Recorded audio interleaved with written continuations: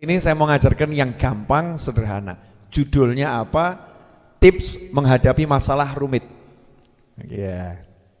Tips atau kiat menghadapi masalah rumit. Bismillahirrahmanirrahim. Hal yang sepele, gampang. Saya tuh pokoknya prinsipnya mau belajar yang gampang, ngajarkan yang gampang. Gak mau yang angel-angel. Buat pemirsa dimanapun Anda berada, jangan persulit hidup Anda. Jangan persulit hidup Anda. Jangan persulit hidup kita. Hidup itu gampang, semua sudah cemepak. Kata orang Jawa, semua sudah cemepak. Bahasa Indonesianya, semua sudah tersedia. Apapun itu, butuh makan ada, butuh minum ada, butuh tempat istirahat ada, butuh suami ada, butuh istri ada, butuh anak ada, tinggal minta ya, dan usaha. Belum dapat bib, proses ya. Nabi Zakaria aja nggak capek-capek berproses untuk dapat anak. Ada semuanya, nggak ada yang nggak ada, semua sudah ada, muhayya, tersedia dan sudah disiapkan. Tinggal kita disuruh satu, ibadah. Sudah, urip ki golek sangu mati. Hidup ini hanya cari bekal untuk mati. Cetha. Tiap detik ini kalau misalnya ditunjukkan, yang berangkat mati itu kan diturah-turah toh. Kalau dipertunjukkan seperti pesawat take off gitu ya. Tiap detik ada yang take off. Nah, tinggal kita mau cari sangu atau tidak, cari bekal atau tidak. Nah, sore hari ini saya mau ngajarkan yang gampang, sederhana. Judulnya apa? Tips menghadapi masalah rumit. Ya. Tips atau kiat menghadapi masalah rumit. Sering orang terbentur masalah rumit, atau tiba-tiba dihadapkan masalah rumit, atau tiba-tiba dia terjerumus dalam masalah yang rumit. Cara menghadapi masalah yang rumit, gimana caranya biar gak jadi rumit? Pada hakikatnya yang ngasih masalah itu Allah. Nomor satu, ingat saja, pada hakikatnya yang ngasih masalah itu adalah Allah. Kalau sudah tahu yang ngasih masalah itu Allah, maka langkah berikutnya jangan pernah mengandalkan apapun dan siapapun untuk menyelesaikan masalah. Jadi kalau kita masih mengandalkan apapun dan siapapun untuk menyelesaikan masalah, berarti kita tidak paham tujuannya Allah ngasih masalah. Ya, tujuannya Allah ngasih masalah biar ingat sama yang memberi masalah. Makanya kalau begitu kena masalah, ingatlah yang ngasih adalah Allah. Selesainya bagaimana? Yorayun. Ya Allah, please, maaf ya Allah. Tolong ya Allah, memang benar banyak dosa. Langsung yang pikir, misal masalah utang ya, mikir duit keliru. Duit gak bisa menyelesaikan hutang. Kadang duitnya sudah banyak tiba-tiba hilang. Mengandalkan orang yang mau ditagih untuk bayar, tiba-tiba yang mau ditagih mati.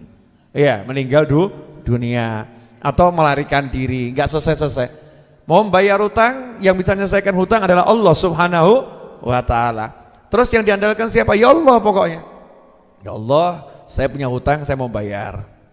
Ya, saya ngomong Rebu yang lalu ya, saya punya utang 400 juta lebih, betul ya?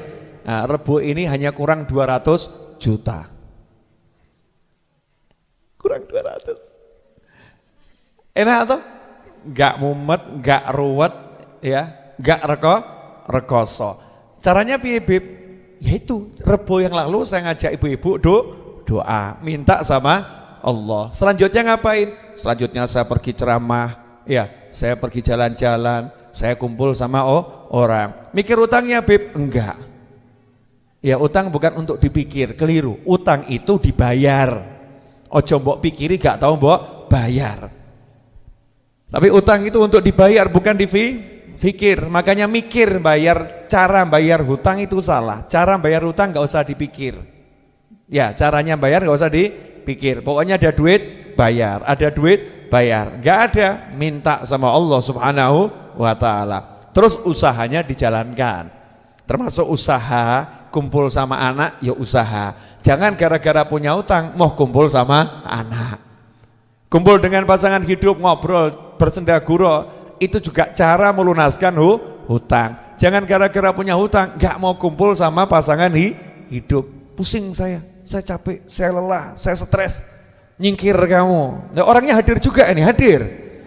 Entah di sini, entah di rumah yang nonton ini hadir. Ada masalah, justru dia yang di sekitarnya disingkirkan. Hiburannya justru dijauhi, keliru.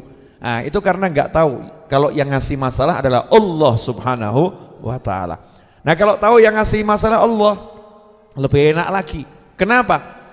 Karena paham betul Allah tuh kalau ngasih masalah itu sudah ada solusi di dalamnya, nggak mungkin nggak ada. Karena Allah nggak pernah mau mempersusah hamba-hambanya, nggak ada. Cuman Allah suka ngasih ini apa? Iya, surprise. Terus ya kejutan tuh surprise ya, surprise, kejutan. Terus sama Allah suka inilah gimana ya? Kalau bahasa saya ngerjain. Nah, dikerjain sama Allah. Nah, tak tonton nih, tak lihat. Saya mau lihat. Karena di Al-Quran Allah udah bilang, fa inna ma'al usri yusron, inna ma'al usri yusra. Bersama kesulitan ada kemudahan. Ya, sesungguhnya bersama kesulitan, bersama masalah ada penyelesaian. Ruwet ada mudah. Dan dilanjutkan ayat berikutnya, bersama kesulitan ada kemudahan. Sebagaimana pernah saya jelaskan di ayat sebelumnya itu pakai alif lam, al-usur. Kesulitannya pakai alif lam. Ayat berikutnya kesulitannya juga pakai alif lam, al-usur. Tapi untuk yusurnya, kemudahannya bukan al-yusur, tapi yusron, nggak pakai alif lam. Dalam kaidah bahasa Arab kalau ada kalimat yang diulang, yang pertama pakai alif lam, yang kedua pakai alif lam, maka kata pertama di kalimat pertama dan kata kedua ya di kalimat kedua itu artinya sama. Artinya sama, satu jenis. Sementara kalau nggak ada alif lam, katanya diulang dalam dua kalimat yang berjajar, maka kata di kalimat pertama yang nggak ada alif lam dengan kata di kalimat kedua yang nggak ada alif lam itu artinya berbeda. Sehingga kalau diterjemahkan sejatinya terjemahnya segini, sesungguhnya bersama kesulitan itu ada kemudahan, dan untuk kesulitan yang sama ada kemudahan tambahan lagi. Berarti untuk satu kesulitan itu di dalamnya ada dua kemudahan. Itu poin yang penting. Jadi kalau ada masalah di dalamnya ada dua solusi, bukan satu, ada dua solusi. Kemudian yang menarik kalimatnya pakai ma'a. Fa inna ma'al usri yusra. Ma'a itu artinya bersama. Aku bersamamu, berarti nggak pisah. Ya, saya bersama kamu berarti mendukung, membela. Iya, berarti mendukung, membela. Bisa ma'iyah itu bersama enggak? Bisa ma'iyah artinya bersama, membela. Saya sama kamu. Ya, saya bersama kamu. Aku ikut kamu gitu loh ya. Satu kelompok. Nah, dalam ayat ini berarti dalam satu kesulitan, di dalamnya kesulitan itu ada dua kemudahan. Kesulitan bersama dua kemudahan. Berarti kemudahannya enggak pernah pisah.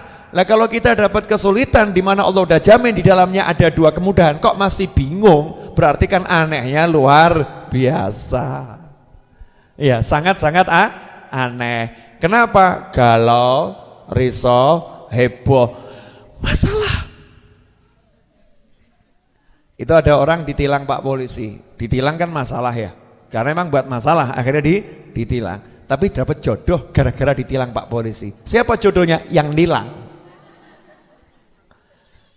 Akhirnya jadi istrinya ya yang nilang. Itu saya teman polisi gitu.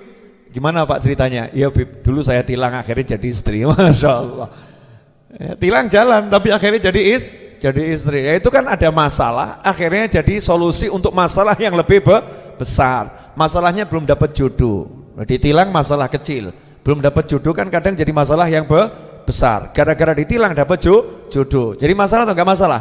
Tilangan terus gak apa-apa gitu ya. Nah, itu jodoh kok ya. Dapat jodoh. Ya seperti itu. Nah makanya dari sini pelajaran, pokoknya masalah apapun jangan galau, jangan bingung, jangan risau, jangan gelisah, tenangkan hatimu, tenangkan fikirmu, langsung ingat yang ngasih masalah Allah. Nah terus kita ngomong sama Allah, ya Allah please tolong selesaikan ya Allah, atau tunjukkan solusinya. Kan ada masalah berarti di situ ada solusinya, ya Allah tunjukkan ke saya solusinya. Mungkin ya Allah ya, saya subuhnya suka telat makanya dikasih masalah ya Allah ya. Ya boleh besok ya Allah saya akan subuh nggak telat lagi, saya akan pasang beker. Paham dia, jadi dia nggak pernah nyalahkan orang lain, nggak pernah nyalahkan orang lain. Dia lihat Allahnya, lihat dirinya, lihat Allahnya, lihat dirinya, lihat Allahnya, lihat dirinya. Masalahnya pasti akan selesai. Sampai di sini paham? Berarti tips menyelesaikan masalah ini mudah atau susah? Mudah. Masalahnya saya dimusuhin orang Habib, wah itu lebih gampang lagi itu. Masalahnya dimusuhin orang nggak suka sama saya, itu paling gampang. Nomor satu, siapapun yang musuhin kamu, siapapun yang nggak suka sama kamu, laporkan ke Allah. Ya Allah, dia nggak suka sama saya ya Allah, tolong jadikan dia suka sama saya ya Allah. Enak atau? Enak enggak? Siapa yang bisa bolak-balikkan hati? Allah. Ketemu lagi orangnya cemberut, ya merengut, besengut, ngomong nggak enak, kita senyum saja. Tunggu tanggal mainnya, pasti kamu akan cinta aku. Keren. Kenapa? Pede karena minta sama Allah Subhanahu wa ta'ala. Gak dididik, gresulo, dia musuhin aku. Kurang apa aku? Wakeh kurangmu. Ya kurangmu sebagai manusia banyak, baik terhadap orang yang musuhin kamu atau terutama terhadap Allah Subhanahu wa ta'ala. Laporkan sama Allah, ya Allah, ya saya dimusuhin orang. Kalau saya teliti sih ya Allah memang benar nih, banyak nih salah saya. Ya ampuni salah saya ya Allah, ampuni dosa saya. Nah itu yang musuhin saya ya Allah, ampuni dia.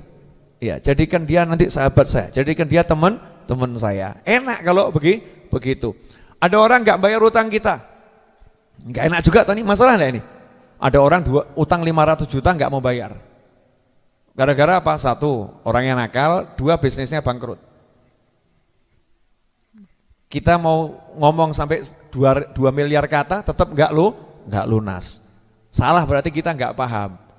Biar selesai gimana? Laporkan ke Allah Ta'ala. Ya Allah, dia punya utang sama saya 500 juta. Nggak bayar, satu karena memang nakal, dua juga karena bisnisnya hancur. Jadi saya minta sama kamu ya Allah, tolong sadarkan dia ya, dan tolong beri dia rezeki yang banyak ya Allah. Majukan lagi bisnisnya Allah, majukan usahanya. Kenapa? Kalau kita doakan dia punya duit, nah berarti punya kesempatan untuk bayar. Jangan didoakan yang lain, remuk usahanya, bangkrut, tambah hilang duitmu. Ya uangmu tambah hilang. Permusuhan yang kita munculkan dalam hati itu akan membuat subur permusuhan di hati orang lain. Kalau hati kita sudah enak sama orang, Allah akan merubah hati orang itu enak kepada kita. Udah pokoknya gitu, nyantai, yang enak. Kecuali orang yang udah betul-betul hatinya kaku, beku, mati. Nah, itu nanti urusannya lain lagi. Allah yang beresin, Allah yang menyelesaikan. Paham sampai di sini? Apa? Masalah itu mudah, tinggal laporkan sama Allah Subhanahu wa ta'ala. Karena Allah udah janji bersama kesulitan di situ ada 2 kemudahan. Nah kalau sulitnya 1, 2 mudah, makanya orang-orang soleh kalau datang kesulitan bahagia. Kenapa? Rezeki teko. Coba cek kalimatnya orang Jawa ya hebatnya orang Jawa dan orang luar Jawa. Nanti kalau saya ngomong begini yang luar Jawa tersinggung, Beb, saya orang Kalimantan juga hebat tuh Beb ya. Maksud saya orang Indonesia tuh, hebatnya orang orang tua kita, leluhur kita. Cek gelas tumpah, ya gelas berisi teh atau kopi, tumpah airnya, geletak, tak, ya, pecah misalnya, pecah airnya tumpah. Ngomongnya apa? Enggak, orang tua kok. Rezekinya berlimpah. Iya, air tumpah, gelas kopi tumpah. Rumah kebanjiran, ngomongnya apa? Rezeki berlimpah.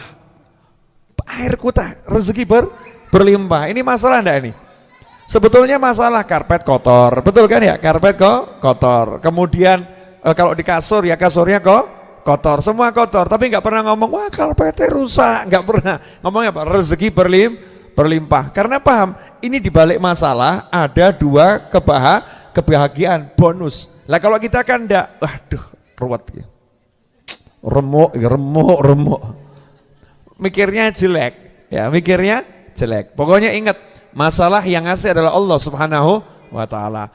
Nah, yang nomor dua, kalau udah tahu Allah yang ngasih, tips yang nomor dua, tidak ada yang bisa menyelesaikan masalah selain Allah. Jadi yang ngasih Allah, dan tidak ada yang bisa menyelesaikan kecuali Allah. Pinter saya, pinter ibu-ibu, pinter pemirsa, tidak ada yang bisa menyelesaikan masalah. Gak bisa. Indonesia Raya dikumpulkan untuk menyelesaikan masalah kita, tidak akan bisa selesai kecuali dengan izin Allah Subhanahu wa taala. Walaupun kita mengakui banyak orang pintar di negara kita, betul. Banyak orang hebat di negara kita, betul. Tapi nggak bisa manusia nyelesain masalah, yang bisa hanyalah Allah Subhanahu wa taala. Contoh di Al-Qur'an. Ya, contoh. Nabi Ibrahim alaihissalam. Api dinyalakan, ya. Kayu bakar terbakar, panasnya nembus 1,5 kilo. Burung terbang 1,5 kilo di atasnya terbakar. Kira-kira kalau dilempar ke situ selamat atau mati? Mati. Benar kan? Ada enggak solusinya? Solusinya secara kasat mata ada enggak? Enggak ada. Belum ada pemadam kebakaran dulu. Kalau tuh ada pemadam kebakaran enggak bisa madamkan api yang sebesar itu dalam waktu singkat. Wong itu apinya padam, kalau di tafsir ada mengatakan seminggu, ada mengatakan sebulan baru padam. Terus saking besarnya api, seperti kebakaran hutan dulu ya, seperti itu. Solusinya apa? Yang ngasih masalah adalah Allah. Yang bisa menyelesaikan siapa? Allah. Gimana cara Allah menyelesaikan masalah? Sederhana. Ya narukuni bardan wa salaman ala Ibrahim. Apinya diperintah, api, tolong kamu tetap membakar yang lain, kayunya obongan yang lain bakarlah, tapi khusus Ibrahim alaihissalam kamu jadi dingin buat dia dan menyelamatkan. Jadi buat dia dingin dan menyelamatkan. Selamat Nabi Ibrahim alaihissalam, bahkan kayunya itu tetap kobong jadi abu, Nabi Ibrahimnya selamat. Siapa yang menyelesaikan? Allah Subhanahu wa taala. Nabi Musa dikejar lautan di depan, ya belakang Fir'aun mengejar. Siapa yang menyelesaikan masalah? Allah Subhanahu wa taala. Dikasih apa? Kayu nggak bisa belah laut. Yang belah laut adalah Allah Subhanahu wa taala. Selesainya mudah atau susah? Mudah. Tuk, selesai. Ya, tuk, selesai. Diobong, dilempar, nggak pakai pemadam, nggak pakai macam-macam. Apinya tetap ngobong yang lain, bakar yang lain, dingin untuk Nabi Ibrahim alaihissalam. Selesai atau nggak selesai? Selesai. Nah, asal kita udah pegangan sama Allah, nyantai. Lah sekarang enggak pegangan sama Allah, pegangannya sama tabungan, pegangannya sama kenalan, pegangannya sama kerjaan, pegangannya sama ahli-ahli dalam kepalanya. Wah, Masya Allah, persiapan jurus ini, jurus itu dan lain sebagainya. Nah, ini tinggalkan semua itu, utamakan dulu, tahu yang ngasih adalah Allah dan hanya Allah yang bisa menyelesaikan. Nah, kalau udah tahu Allah bisa menyelesaikan, Allah ngajari tidak cara menyelesaikan? Nomor 3. Ternyata Allah sudah ngajari bagaimana cara menyelesaikan masalah, makanya nggak usah tanya yang lain. Allah sudah ngajari cara menyelesaikan masalah. Keren ya Bu ya. Allah kan berarti baik banget ya. Allah yang ngasih, dan Allah ngasih tahu yang bisa menyelesaikan cuman saya, terus kalian saya ajarin cara menyelesaikannya. Kan bagus itu. Kalau ada guru begitu baik enggak? Nah, ini soalnya ya, ini jawabannya. Wes, enak atau enggak enak itu? Enak kan? Berarti kan mudahnya luar biasa. Kamu cuman sabar saja menyelesaikan ore.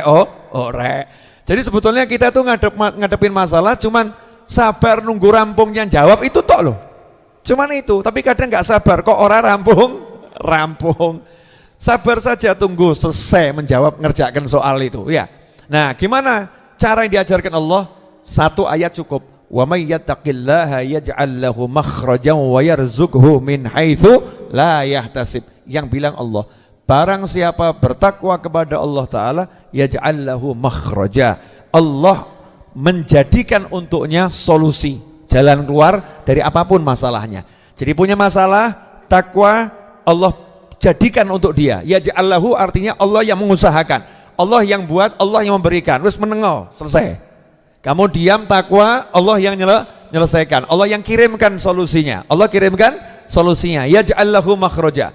Plus wa yarzuqhu min haitsu la yahtasib, dan Allah beri dia rezeki dari arah yang tidak terduga, alias rezekinya surprise, kejutan. Berarti simple, caranya sederhana, solusi untuk masalah apapun takwa, selesai. Lah takwa itu apa? Istri taat suami, takwa. Punya masalah macam-macam, kurang ajar sama suaminya, tambah beruat. Enggak paham dia berarti. Ya kan? Punya masalah macam-macam, suami enggak sayang sama istrinya, enggak sayang sama anaknya, tambah bentak-bentak istrinya, bentak-bentak anaknya. Utangku akeh, istri dibentak, anak dibentak, tambah ruwet. Karena itu melanggar prinsip takwa. Ya, punya masalah, selesainya gimana? Kalau engkau seorang istri, hormati suamimu. Engkau seorang suami, sayangi istri dan anakmu. Engkau seorang anak, baktilah pada orang tuamu. Itu dulu harus benar di situ. Kemudian kau seorang hamba, ya taat pada Tuhanmu, sholat yang benar, ya dandani sholatnya. Dosa jelas banyak, kok gaya nggak mau istighfar, seakan-akan nggak punya dosa. Dosa kita banyak, ya istighfar sing akeh, nggak usah diajari, nggak usah disuruh. Oh, namanya banyak dosa, kayak banyak istighfar. Pakai nanya, Beb, enaknya berapa kali? Ya dosamu piro? Ya, semakin banyak semakin bagus. Udah sadar dosanya banyak, istighfar yang banyak. Kau masih merasa kok apa enggak kebanyakan, Beb? Lah dosamu seberapa? Seberapa besar dosamu, sebesar itu pula kamu butuh istighfar. Kan seperti itu. Minta ampun sama Allah Subhanahu wa Ta'ala. Punya salah sama manusia, ya minta ampun sama manusia. Terus mendoakan orang-orang yang kita punya salah. Enggak usah nunggu lama-lama dan tidak usah ditunggu. Tidak usah nunggu lama-lama dan tidak usah ditunggu. Lanjutkan kehidupanmu, masalah itu akan selesai dengan sendirinya. Saya masih ingat ucapan saya kemarin, ada yang nanya sama saya, Habib, kenapa kok masalah saya nggak selesai-selesai? Kapan selesainya masalah saya? Jawaban saya, ketika engkau sudah tidak bertanya lagi, kapan selesainya masalah saya? Paham ya? Kalau kamu nanya kapan dirampungnya, kapan rampungnya, ya berarti kamu nggak percaya sama Allah Ta'ala. Dan nggak usah kamu pikir, nggak usah kamu urus, ya kamu jalani yang harus kamu jalankan. Hidup kan ada perjalanan, yang kerja ya kerja, ya sholat ya sholat, guyon ya guyon, ngobrol ya ngobrol. Udah begitu aja, nanti selesai dengan sendirinya. Kira-kira 200 jutanya dapatnya kapan ya? Gitu, enggak entuk-entuk tambahan. Jadi enggak usah dipikir. Lah nanti kalau enggak dipikir terusnya orang yang punya duit marah gimana, Beb? Ya rungokno. Kalau kamu dimarah, ya kamu dengarkan. Ya saya ajari yang ngutangi saya, tolong doakan saya dapat duit. Tolong doakan saya dapat rezeki, bantu doakan saya minta sama Allah Subhanahu wa Ta'ala, dan saya doakan kamu dapat rezeki dari arah yang lain, sehingga tanpa dapat dari saya dulu kebutuhanmu bisa terpenuhi, bisa tercukupi. Gitu kan enak ya, hidupnya jadi enak. Selebihnya waktu yang ngajar. Coba ngajar mikir utang 200 juta. Habib ngajar, Bu, maaf Bu ya, saya lagi banyak masalah. Ibu kan enggak paham, saya ini banyak utang, lagi pusing ini saya. Oh gitu, kacau enggak kira-kira? Kacau. Bu Sehat datang ke saya, Habib saya ada tamu dari Jepara, bawa pulang tamumu, saya lagi pusing. Kacau atau enggak kacau? Kacau, ini contoh ya, siapapun saya, misalnya saya seorang kepala rumah tangga, saya seorang teman Anda, kalau begitu kan jadinya teman saya senang atau benci? Benci, wong kok kayak ngono itu ya. Lah mbok santai saja. Dan ditambah guyon, kan selesai kan enak. Udah paham? Jadi 3, 1 tahu yang ngasih masalah adalah Allah. 2 paham yang bisa menyelesaikan hanya Allah. 3 ya nurut sama yang ngasih solusi. Hati-hati ya Dik ya, itu enggak mampu nahan itu ya. Apa kayunya enggak mampu. Tolong yang apa Mbak Lis, Mbak Ani, ya, Lis Wahid sama Mbak Ani. Boleh main di atas tapi jangan nempel kayunya. Kayunya belum saya kasih kekuatan soalnya. Ya, itu baru hiasan. Ya, kayunya hiasan bukan pagar. Nanti kalau dilendati takutnya ambruk ke sini. Oke, lanjutkan. Jadi nomor 1 apa tadi? Cara menyelesaikan masalah. 1, yang ngasih masalah adalah Allah. Tahu ya, tahu yang ngasih masalah adalah Allah. 2, paham yang bisa menyelesaikan hanya Allah. 3, ikuti aturan cara menyelesaikan masalah yang udah diajarkan oleh Allah. Yang ngasih Allah, ya, yang ngasih Allah, yang bisa menyelesaikan Allah. Terus Allah ngasih tahu caranya. Caranya begini loh. Berarti Allah baik atau enggak baik? Baik. Lagi itu kok masih mumet kenapa?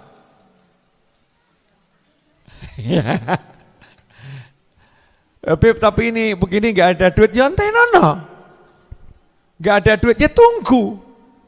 Nunggu kok nggak mau, terus mau gimana lagi? Loh, hidup bukan punya kita, milik Allah. Usaha, udah usah ngajarin orang usaha. Saya yakin tuh orang yang nggak punya duit juga udah usaha, betul kan ya? Doa, saya yakin juga sudah berdoa. Minta doa sama orang lain, saya yakin sudah minta doa sama orang lain. Tapi kemerungsung, nggak mau nunggu. Lah nggak mau nunggu tuh berarti nggak percaya sama yang nyuruh. Saya itu servis mobil, mobil, ya nggak iso sak langsung masuk jadi, betul. Saya masukkan mobil, walaupun mobil saya sehat, nggak punya penyakit, ya butuh waktu 1 jam, 2 jam, satu persatu dibetulkan, dibereskan dan lain sebagainya. Itu saja saya mau nunggu. Tapi kalau saya nunggu di servisan kan bodoh saya. Kenapa nunggu di servisan bodoh? Iya, buat 1 jam ya tetap 1 jam, 2 jam tetap 2 jam. Lebih baik saya akan nunggu misalnya nge-mall, ya kan ya, seneng-seneng di mall atau ikut pengajian. Rampung pengajian, udah rampung Pak, sudah kan penak. Lah ini orang punya utang, punya masalah, nunggu selesainya mikir masalah, ya bodoh. Jadi kalau nunggu masalah selesai itu jangan mikir masalah, seneng no hatimu, kumpul anak, bojo, konco, golek ilmu, golek duit, selesai. Saya nggak punya duit Habib, Kamu ngomong nggak punya duit, itu ngabiskan waktu untuk cari duit. Jadi nggak usah ngomong nggak punya duit, tapi kamu usahalah untuk dapat duit, usaha. Nanti Allah akan ngasih, terserah bagaimana caranya. Jadi waktunya dibuat menghibur diri, nyeneng no hati. Termasuk ibu sekarang mikir, udah nih mandek kapan? Nggak usah dipikir Bu. Hujan mau mandek biar mandek, mau hujan biar hujan. Yang penting sekarang cari ilmu. Nanti kalau selesai belum hujan, bagaimana? 2 solusinya, 1 ngiyup, ya, 2 hujanan, 3 nggak usah hujan-hujanan, cari kendaraan biar tidak kehujanan. Semuanya enak, nggak ada yang nggak enak. Nanti sampai rumah terlambat, ya ora apa-apa, emang didenda. Nanti suami marah, rungono. Maaf, ya kan? Mohon maaf, ya. Terus dengarkan. Kalau nggak paham ya doakan. Mudah-mudahan suamiku paham. Nggak paham, berarti memang waktunya kita suruh belajar mendengar. Begitu Ibu. Dah cukup, insya Allah berkaman, manfaat.